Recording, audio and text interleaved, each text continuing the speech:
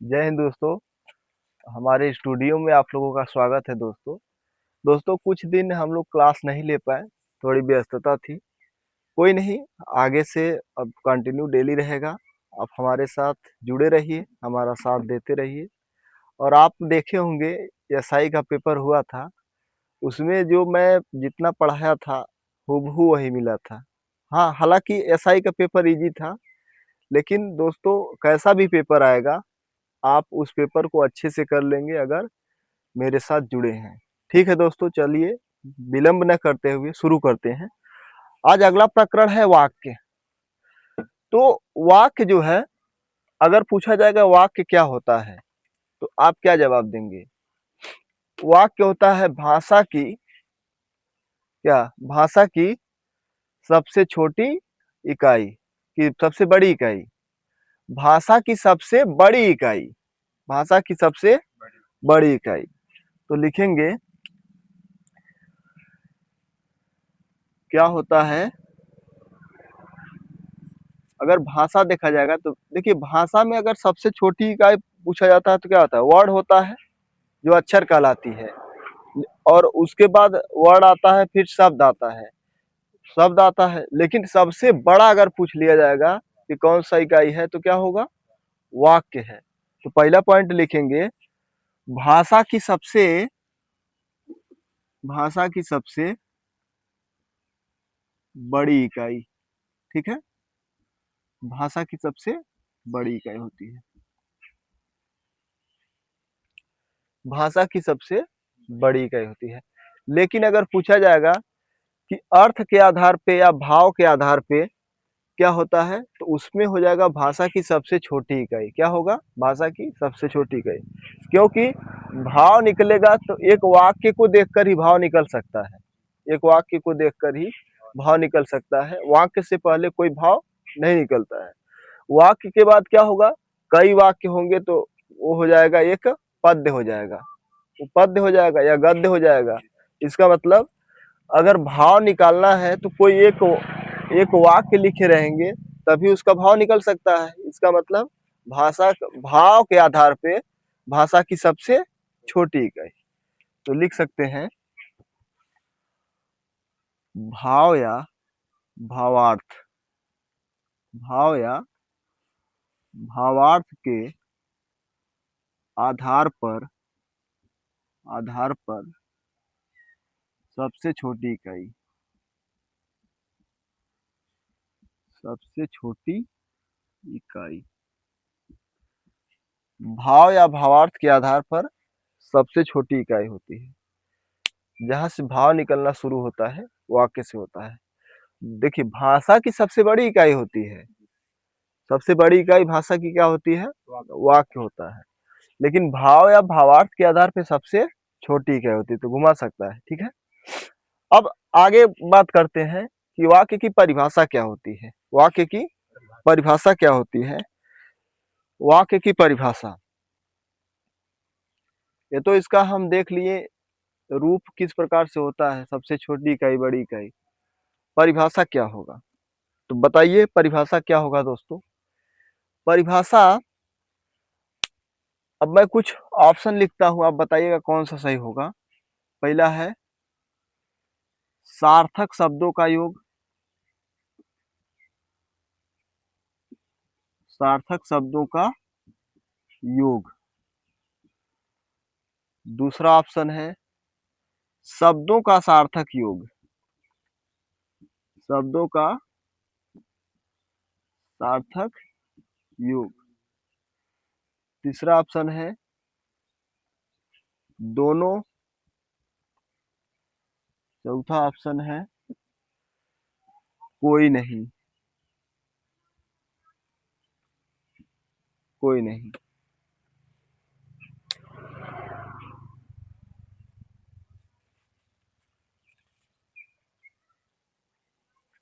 तो इसमें बताइए आप कि कौन सा सही होगा। परिभाषा पूछा जाए, शब्दों का सार्थक योग।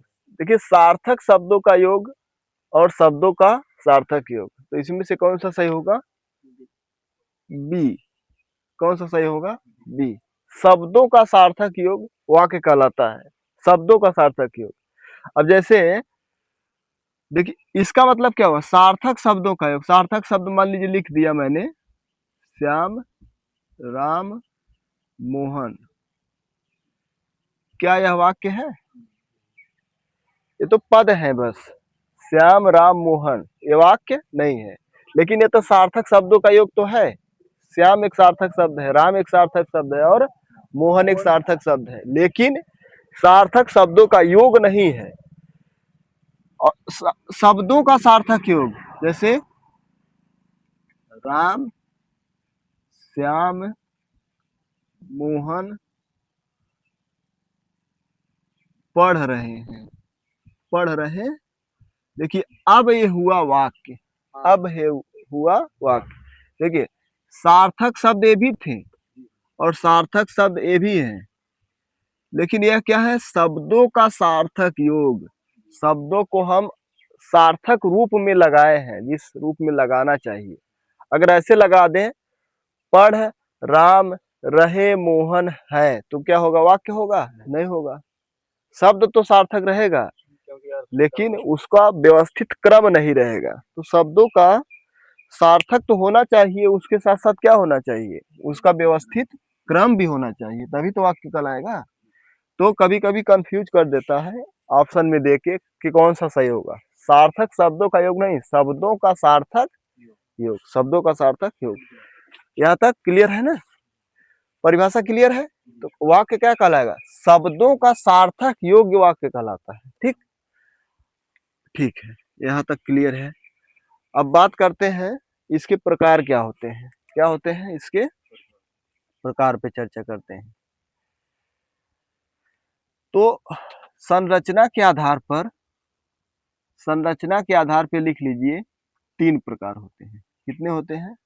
संरचना के आधार पे 3 प्रकार होते हैं। और अर्थ के आधार पे अगर देखा जाएगा तो अर्थ के आधार पे दोस्तों 8 प्रकार होते हैं। अर्थ के आधार पे दोस्तों कितने प्रकार होंगे? 8 प्रकार होंगे। अर्थ के आधार पे 8, संरचना के आधार पे 3, अर्थ के आधार पे 8 प्रकार होते हैं। और क्रिया के आधार पे, क्रिया के आधार पे कितने होते हैं? 3 होते हैं, जो कि हम लोगों ने पढ़ लिया है, जिसे वाच्य कहते हैं। वाच्य 3 होते हैं ना, तो क्रिया के आधार पे 3 होते हैं, संरचना पे 3, अर्थ पे 8 और क्रिया के आधार पे 3 प्रकार के होते हैं। यहाँ तक ठीक है? अब ये तो हम लोगों ने पढ़ लिया है क्रिया के आधार पे। देखिए प्रकार भी आपको याद रखना है, एग्जाम में प्रकार डायरेक्ट पूछता है कि वाक्य जो है संरचना के आधार पे कितना होगा। तो अगर नहीं जानते रहेंगे तो गलत कर देंगे। तो यहाँ तक ठीक है, संरचना पे 3, अर्थ पे 8, क्रिया पे 3। ठीक है, अब पहला लिखेंगे संरचना के आधार पर। पहला लिखिए संरचना के आधार पर। पहला लिखेंगे संरचना के आधार पर, संरचना के आधार पे। तो संरचना के आधार पे कितने हुए हैं? 3। कौन कौन से होंगे दोस्तों? कौन कौन से होंगे बताइए? तो 3 होंगे। एक होगा सरल वाक्य, एक होगा सरल वाक्य, दूसरा होगा संयुक्त वाक्य, संयुक्त वाक्य, और दोस्तों तीसरा होगा अपना मिश्र वाक्य। मिश्र या इसी को मिश्रित कहा जाता है, मिश्र या मिश्रित वाक्य कहा जाता है। 3 होते हैं, सरल वाक्य, संयुक्त वाक्य और मिश्र या मिश्रित वाक्य। सरल वाक्य, संयुक्त वाक्य, मिश्र या मिश्रित वाक्य। यहाँ तक ठीक है? तो संरचना के आधार पे 3, मतलब संरचना मतलब कैसी संरचना होगी? एक सरल वाक्य की संरचना होगी, एक संयुक्त वाक्य की होगी और एक मिश्र वाक्य की होगी। अर्थ के आधार पे कितने बताया? 8। क्रिया के आधार पर 3, क्रिया के आधार पे 3। अब पहला जो हम चर्चा करते हैं सरल वाक्य की। पहला किसकी चर्चा करते हैं? सरल वाक्य की। अब नाम से स्पष्ट है सरल। सरल का मतलब क्या होगा? जिसमें देखिए वाक्य के अंग होते हैं उद्देश्य और विधेय। दो शब्द है, उद्देश्य एक है, दूसरा क्या है? विधेय है। वो क्या होता है? वाक्य का अंग होता है, वाक्य के अंग होते हैं। कोई भी वाक्य बनेगा तो उद्देश्य और विधेय से ही बनेगा। अब यहां से समझने की कोशिश करिए, उद्देश्य और विधेय। तो अब हम बात करें उद्देश्य का, देखिए लिख लीजिए, वाक्य का निर्माण, वाक्य का निर्माण किससे होता है? उद्देश्य या विधेय से होता है। उद्देश्य या विधेय से होता है, अलग अलग शब्द हैं। उद्देश्य विधेय से होता है। वाक्य का निर्माण दोस्तों किससे होता है? उद्देश्य या विधेय से होता है। कोई भी वाक्य रहेगा उसमें उद्देश्य भी होगा और विधेय होगा। ठीक है यहाँ तक। अब उद्देश्य क्या होता है और विधेय क्या होता है, आइडिया है आपको? उद्देश्य क्या होता है और विधेय? उद्देश्य देखिए, जो कर्ता होता है, कर्ता और कर्ता का विस्तारक। उद्देश्य मतलब जो काम को करने वाला होता है उसे हम क्या कहते हैं? उद्देश्य कहते हैं। उसके साथ जो विस्तारक रहेगा, उसके साथ जुड़ा हुआ चीज रहेगा, वो क्या कहलाएगा? उद्देश्य ही कहलाएगा। उसके अलावा जितने बच गए, उसके अलावा जितने बच जाएंगे वो क्या कहलाएंगे? विधेय कहलाएंगे। देखिए वाक्य में, वाक्य किससे बनता है? वाक्य अगर पूछा जाए किससे बनता है तो उद्देश्य विधेय से बनता है। कर्ता, कर्म, क्रिया, मुख्य चीज यही होता है। कोई भी वाक्य बनेगा तो कर्ता, कर्म, क्रिया से बनेगा। ठीक है। अब देखिए कर्ता जो होता है यह क्या कहलाता है? उद्देश्य कहलाता है। कर्ता होता है क्या कहलाता है? उद्देश्य कहलाता है। इसके अलावा जितने बच जाएंगे वो क्या कहलाएंगे? विधेय कहलाएंगे। इसके अलावा जितने बच जाएंगे वो क्या कहलाएंगे? विधेय कहलाएंगे। तो कोई भी वाक्य होगा उसमें उद्देश्य और विधेय जरूर होंगे। कर्ता होगा और क्रिया और कर्म जरूर मिलेंगे वाक्य में। तो अब देखिए कर्ता, कर्ता वहां तक होता है जहां तक जो काम करने वाला चीज होता है वहां तक कर्ता होता है। कहने का मतलब है, जैसे उदाहरण मैं बोलूं, देखिए राम, राम का मित्र, राम का मित्र श्याम, राम का मित्र श्याम धार्मिक पुस्तकें, धार्मिक पुस्तकें ज्यादा पढ़ता है, ज्यादा पढ़ता है। राम का मित्र, देखिए वाक्य को बड़ा देखकर कभी ये नहीं करना है कि कौन सा वाक्य है, हम उसको फार्मूले से, उसके सूत्र से ही चलेंगे। अब देखिए सरल वाक्य में आपको इतना याद रखना है कि सरल वाक्य में एक क्या होगा? उद्देश्य होगा, इसकी परिभाषा यही है, और तथा एक ही विधेय होगा, एक ही विधेय होगा। एक उद्देश्य तथा एक ही विधेय होगा, वो क्या कहलाएगा?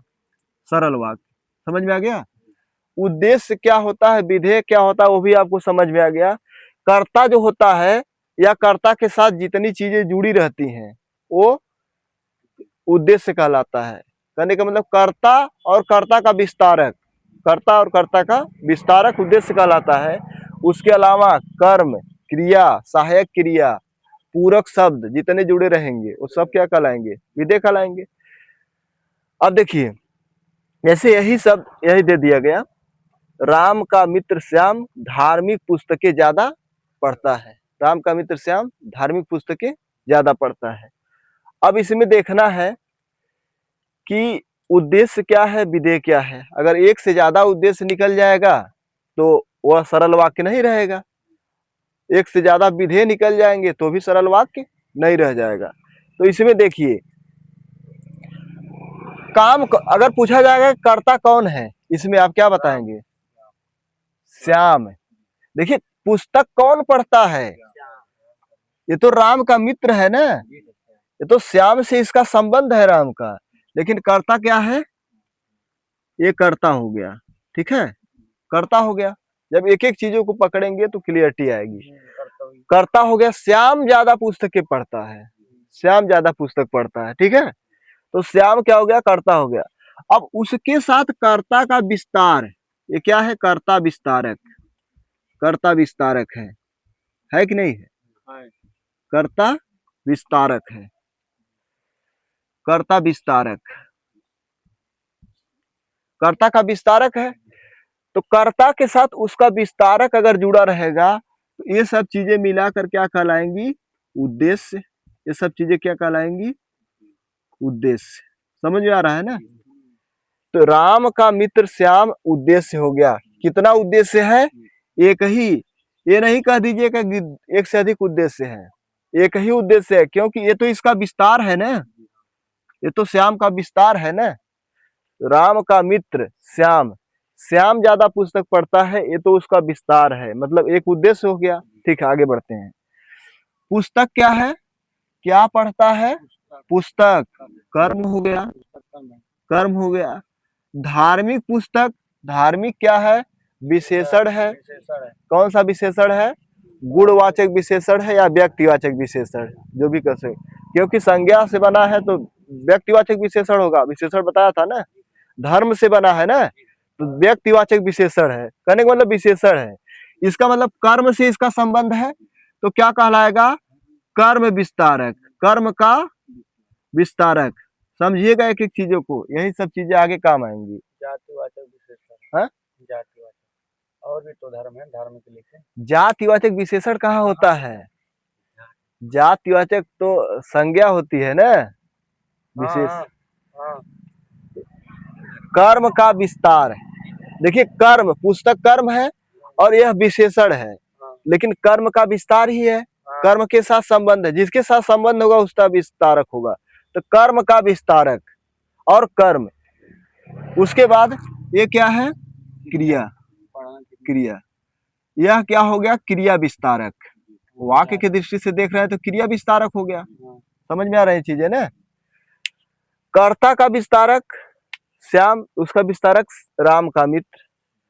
कर्म का विस्तारक धार्मिक, कर्म क्या है, पुस्तक, उसका विस्तारक क्या है, धार्मिक पुस्तक।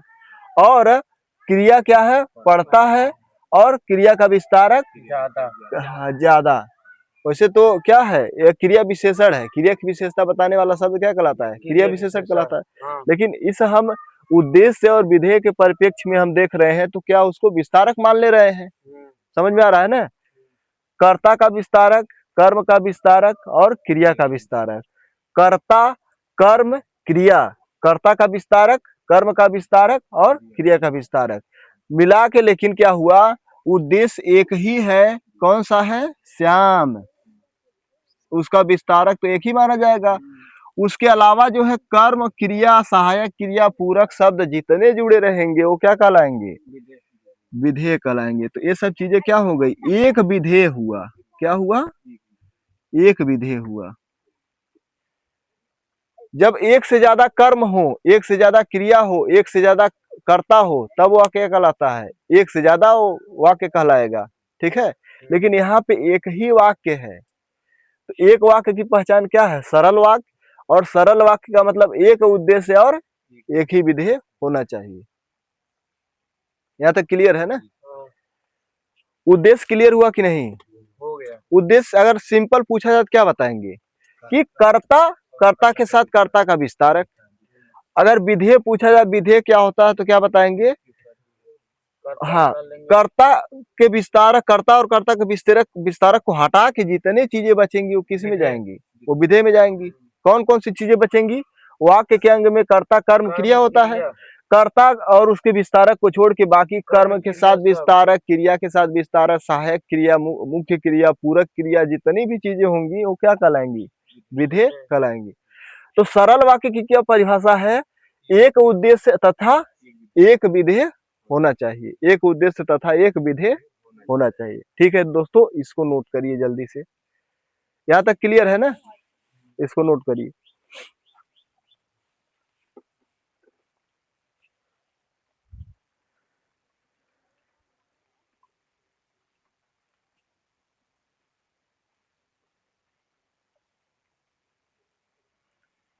ठीक है, यहाँ तक क्लियर है आपका। अब आगे बात करते हैं। जैसे मैं उदाहरण लिखता हूं, राम भोजन पकाता है।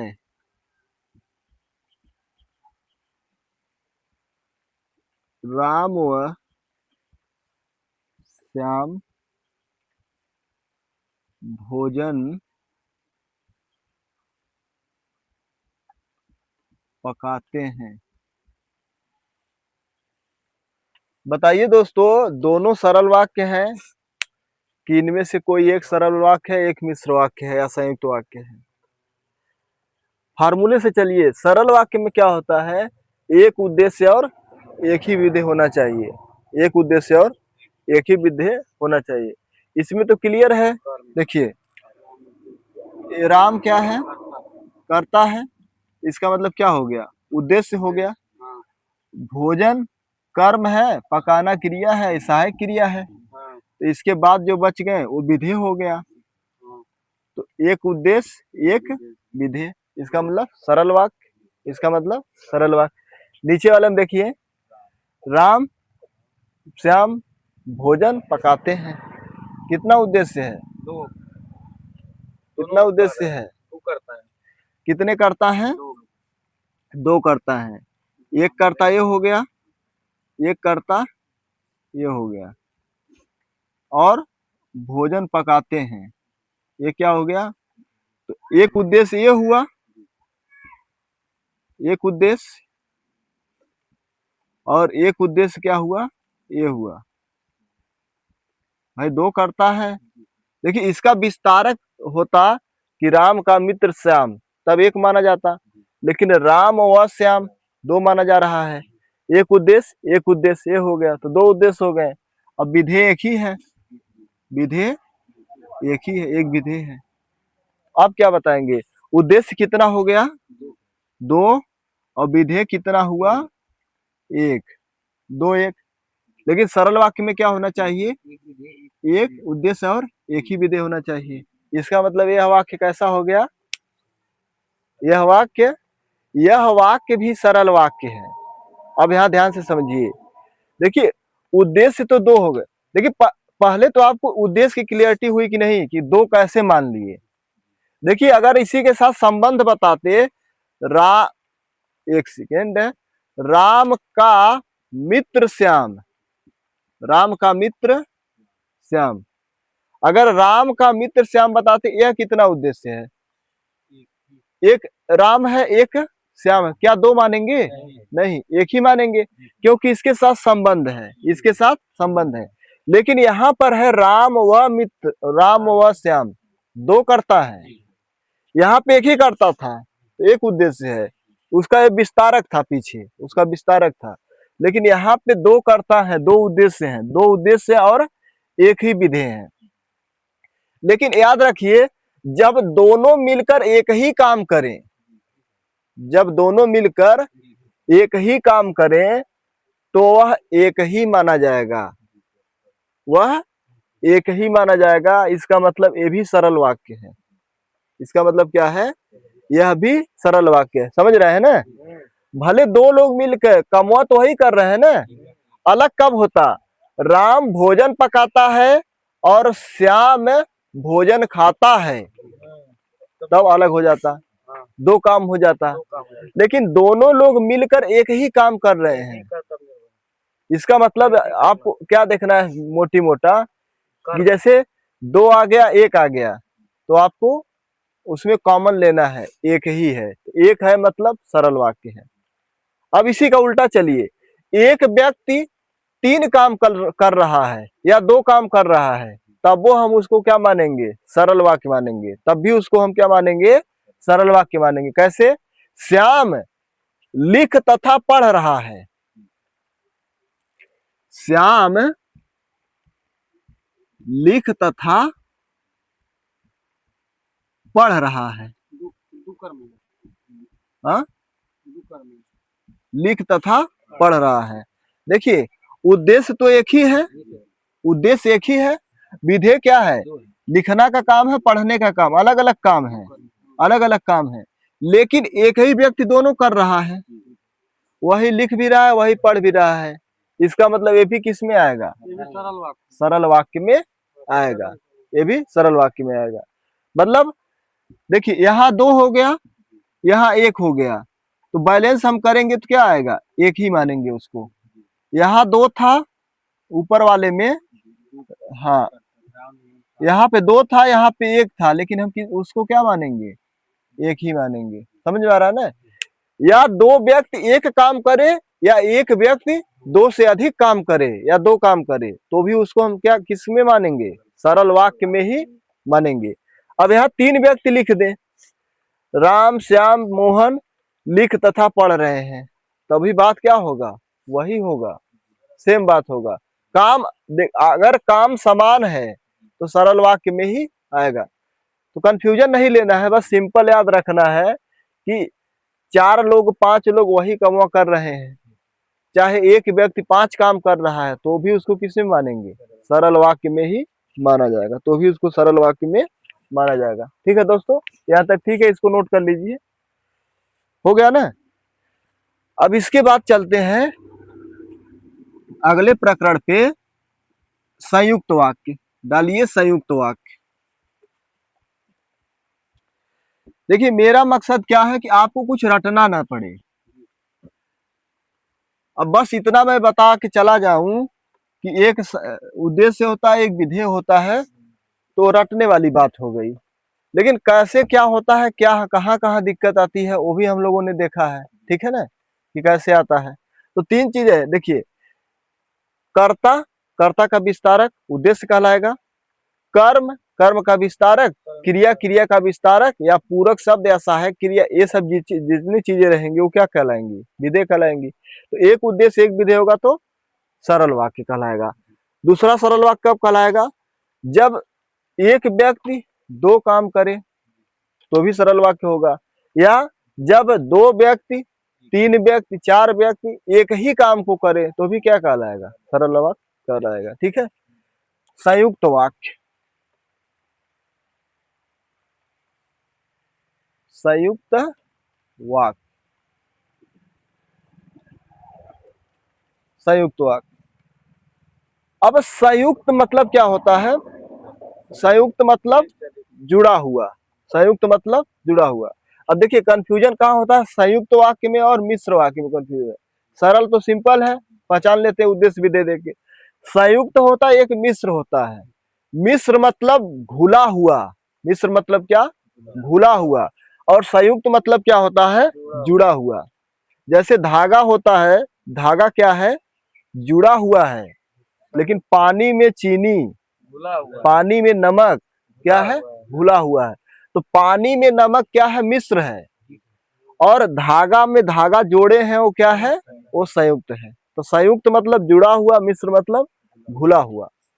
अब जो चीज घुला हुआ रहेगा तो वह दूसरे के बिना अधूरा रहेगा। देखिए जुड़ा हुआ मान लो दूठ धागा जोड़ दे रहे हैं, तो दोनों चीज क्या है, इसको स्वतंत्र हम कर सकते हैं। भाई दूठी धागा लगाए हैं, यहाँ से हटा दिए तो एक धागा ये हो गया, एक धागा ये हो गया। लेकिन पानी में नमक हम घोले हैं तो घुल गया है, तो एक के बिना दूसरा अधूरा हो जाएगा, एक के बिना दूसरा अधूरा हो जाएगा। इसका मतलब संयुक्त वाक्य में जो वाक्य होंगे, अलग अलग साधारण वाक्य जुड़े रहेंगे, वो संयुक्त वाक्य कहलाएगा। समझने की कोशिश करिए, संयुक्त वाक्य में साधारण वाक्य अलग अलग रहेंगे। एक साधारण वाक्य रहेगा, फिर किसी योजक से जुड़ा रहेगा, दूसरा साधारण वाक्य रहेगा, किसी योजक से जुड़ा रहेगा, तीसरा साधारण वाक्य। साधारण वाक्य रहेंगे संयुक्त वाक्य में। लेकिन मिश्र वाक्य में क्या होगा, एक साधारण वाक्य रहेगा, उसके अलावा अन्य उस पे आश्रित वाक्य रहेंगे, और जो साधारण वाक्य होगा उसे कहेंगे मुख्य वाक्य, उस पे मुख्य वाक्य। और अन्य साधारण वाक्य जो रहेंगे, अन्य अन्य आश्रित वाक्य रहेंगे, उसे क्या कहेंगे, आश्रित वाक्य कहेंगे। समझ आ रहा है ना। तो पहले संयुक्त की बात करते हैं। संयुक्त में क्या होगा, एक से, पहला पॉइंट लिखेंगे, एक से अधिक, एक से अधिक उपवाक्य होते हैं। क्या होते हैं, उपवाक्य होते हैं। एक से अधिक उपवाक्य होते हैं। जैसे कई ठो वाक्य जोड़ेंगे तो अलग अलग उसको उपवाक्य मान लेंगे। दूसरा क्या होगा,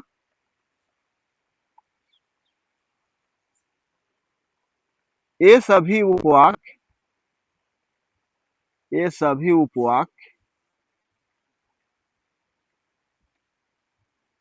साधारण वाक्य होते हैं। साधारण वाक्य होते हैं। ये सभी उपवाक्य साधारण वाक्य होते हैं। तीसरा है, ये सभी उपवाक्य स्वतंत्र होते हैं। स्वतंत्र होते हैं। दोस्तों, यहां से आपको समझ में आएगा कि संयुक्त वाक्य और मिश्र वाक्य में क्या अंतर है। कहां से समझ में आएगा, यहां से। जैसे धागा है, धागा स्वतंत्र जुड़ा हुआ है, संयुक्त है, और नमक क्या है, उस पे आश्रित है। नमक क्या है, घुल गया है पानी में, तो उसमें आश्रित है। तो ये सभी उपवाक्य क्या होते हैं, स्वतंत्र होते हैं। और जो उपवाक्य है, देखिए उपवाक्य कुछ नहीं होता है, उपवाक्य वाक्य ही होता है। जब एक वाक्य में कई ठे वाक्य जोड़ देंगे तो उनको उपवाक्य नाम दे देते हैं। उनको क्या नाम दे देते हैं, उपवाक्य। तो ये सभी उपवाक्य क्या होते हैं, साधारण वाक्य ही होते हैं। साधारण वाक्य ही होते हैं। ये सभी उपवाक्य स्वतंत्र होते हैं। स्वतंत्र होते हैं। अब जैसे देखिए,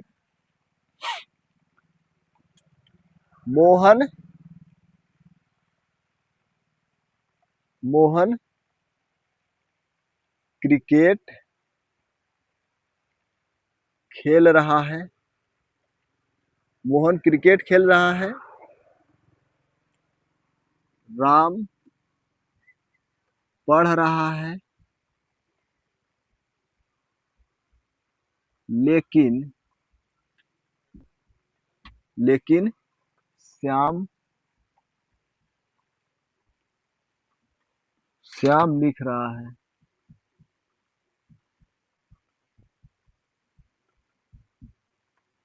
अब देखिए, ये सभी वाक्य क्या है, अपने आप में स्वतंत्र हैं। अपने आप में क्या है, स्वतंत्र हैं। किसी एक को, अब जैसे इसको हम इसका प्रयोग कर सकते हैं।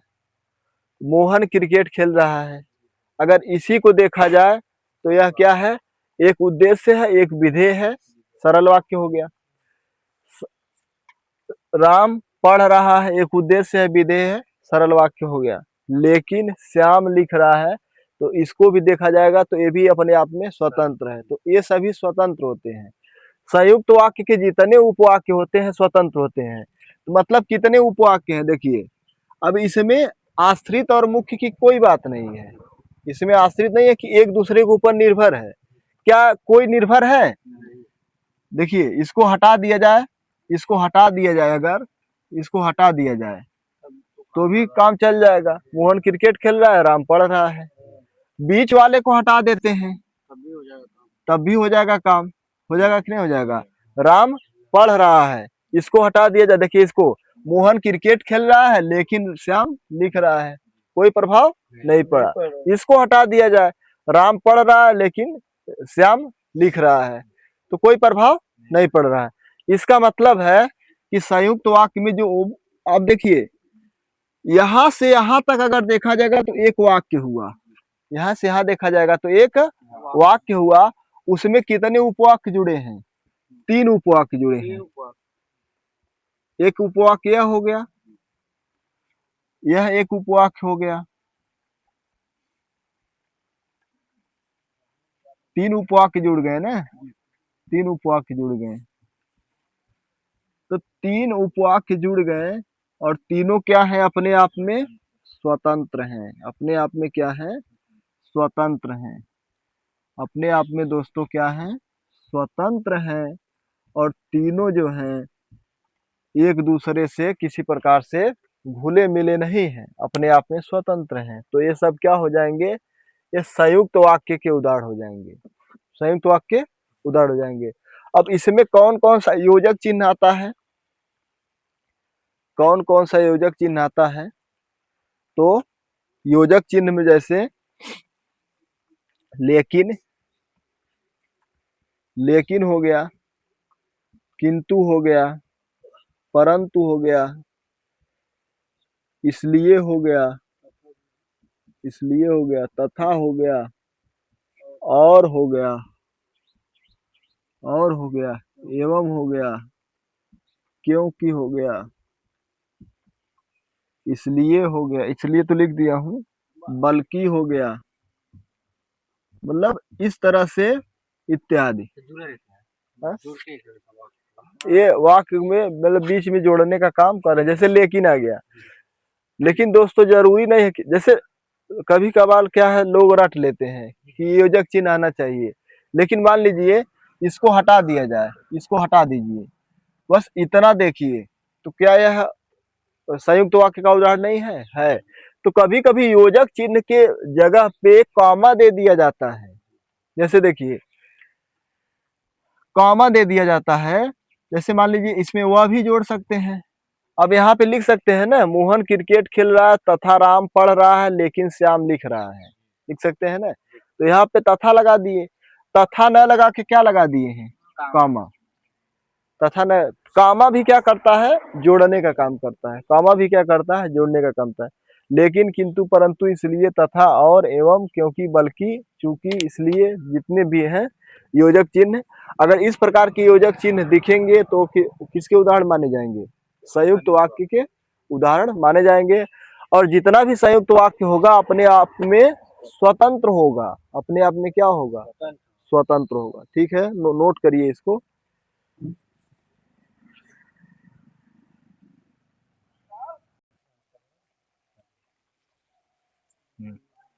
तो दोस्तों आपको संयुक्त वाक्य समझ में आया, क्या पहचान है संयुक्त वाक्य की, कई, हाँ स्वतंत्र होते हैं, कई सरल वाक्य जुड़े रहते हैं। तो जब कई सरल वाक्य जुड़ेंगे तो उनका उपवाक्य नाम दे देते हैं, उपवाक्य नाम देते हैं। एक या दो से अधिक, दो या दो से अधिक उपवाक्य जुड़े रहेंगे और उनका अपने आप में स्वतंत्र अर्थ होता है, स्वतंत्र होते हैं, बस इतनी पहचान है। और उसमें योजक चिन्ह कुछ जुड़े रहते हैं, आप याद रख लीजिए। इसके बाद होता है लास्ट वाला है संरचना के आधार पे मिश्र वाक्य, मिश्र या मिश्रित वाक्य, कभी कभी मिश्रित दे देता है, मिश्रित वाक्य। तो जैसे घुला हुआ, घुला हुआ, एक के बिना दूसरा क्या है, अधूरा है, एक के बिना दूसरा अधूरा है।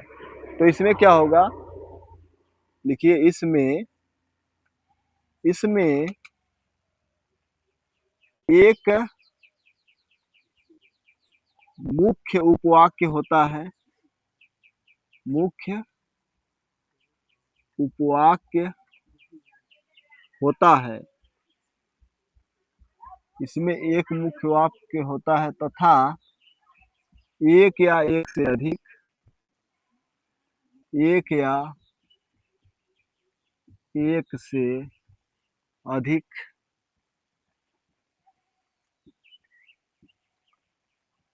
आश्रित उपवाक्य होता है।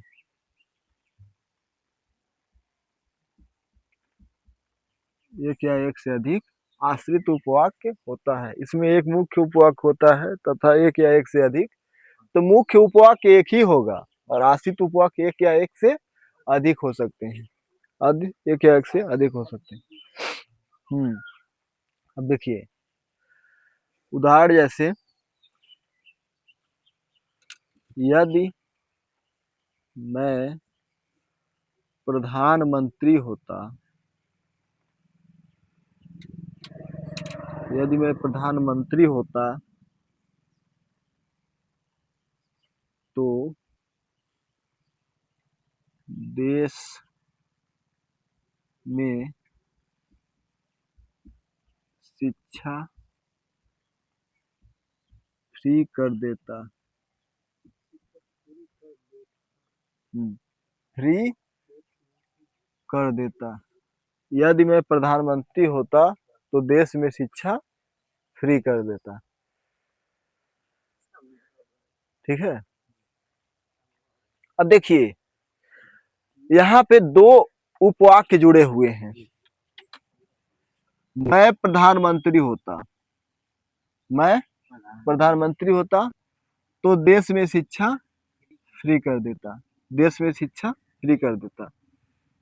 तो इसमें एक मुख्य वाक्य है और एक उपवाक्य है, एक मुख्य वाक्य है और एक उपवाक्य है। कैसे पहचान करेंगे? एक आश्रित उपवाक्य है, तो पहचान ऐसे करेंगे, देखिए इसमें क्या है,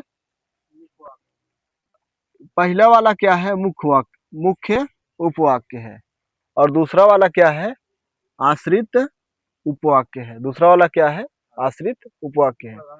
देखिए इतना बोल के देखिए, देश में शिक्षा फ्री कर देता, क्या इसका पूरा अर्थ निकल रहा है? देश में शिक्षा फ्री कर देता, इसका मतलब है कोई मुख्य बात हम छोड़ रहे हैं। मैं प्रधानमंत्री होता, देखिए मुख्य उपवाक्य जो होगा वो भी उसके साथ आश्रित नहीं जोड़ेंगे तो वो भी अधूरा रहेगा। जैसे चीनी और नमक है, घुल गया है, तो एक पे दूसरे पे निर्भरता रहेगी, एक का दूसरे पे निर्भरता रहेगी। लेकिन मुख्य कौन होगा, आश्रित कौन होगा? तो जिसमें कर्ता होगा वह मुख्य होगा, ऐसे याद रखना है। जिसमें कर्ता होगा वह क्या होगा, मुख्य होगा। किसमें कर्ता है? मैं प्रधानमंत्री होता, मेरी ही बात हो रही है पूरा, तो कर्ता क्या है, मैं। तो जिसमें कर्ता है वह क्या है, मुख्य उपवाक्य है, और जिसमें कर्ता नहीं है वो क्या है, आश्रित उपवाक्य है। देश में शिक्षा फ्री कर देता, किसी पे आश्रित है, किस पे आश्रित है, मेरे प्रधानमंत्री होने पे आश्रित है ना। जैसे गांधी जी ने कहा कि सदा सत्य बोलो, सदा सत्य बोलो अपने आप में अधूरा लग रहा है। जैसे वह वाक्य तो है, लेकिन जो वाक्य का अर्थ के आधार पे भेद पढ़ेंगे वहां आएगा। लेकिन सदा सत्य बोलो अभी अधूरा है, कब पूरा होगा? जब गांधी जी ने कहा कि, गांधी जी ने कहा कि अहिंसा मत करो, गांधी जी ने कहा कि बुरा मत सुनो, बुरा मत कहो, बुरा मत देखो। ये सब क्या है, एक दूसरे पे जुड़े हुए हैं, ठीक है ना। तो और जैसे लिख लीजिए, गांधी जी ने कहा कि, गांधी जी ने कहा कि सदा सत्य बोलो,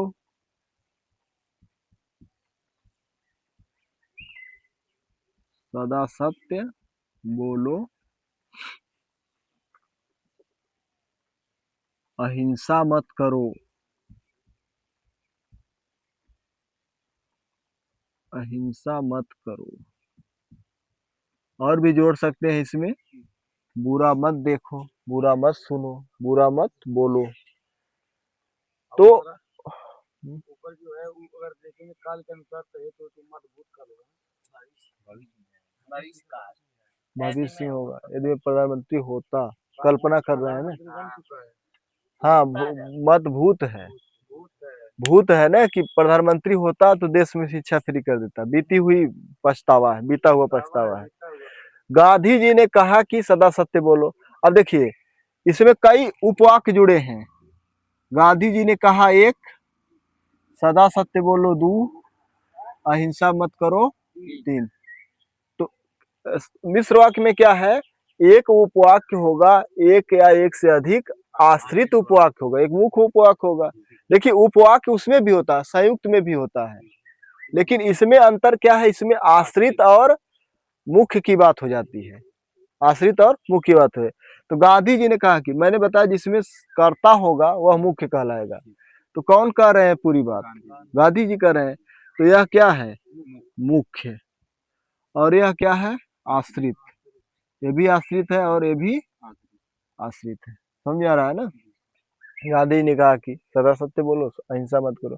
तो इसमें भी योजक चिन्ह लगे रहते हैं, इसमें भी योजक चिन्ह जो है लगे रहते हैं। देखिए कौन से योजक चिन्ह, यदि के साथ क्या जोड़ता है, तो जोड़ता है। अब इसमें योजक चिन्ह अगर आप देखेंगे, क्योंकि योजक चिन्ह अगर पकड़ लेंगे तो भी आप आसानी से याद कर लेंगे, समझ जाएंगे। क्योंकि एग्जाम में हमको क्या करना है, बस उत्तर से मतलब है, उत्तर से मतलब है। योजक चिन्ह में क्या होगा, जैसे यदि के साथ क्या आएगा, यदि आएगा डैश डैश करके तो आ जाएगा, जिसकी या जिसका, जिसका के साथ क्या जुड़ता है, उसका जुड़ता है, उसका। जो के साथ इसी तरह से सो जुड़ता है, जो के साथ सो जुड़ता है। और कहीं कहीं क्या आता है, खाली की आ जाएगा, इसलिए की, इसलिए की, इसलिए की।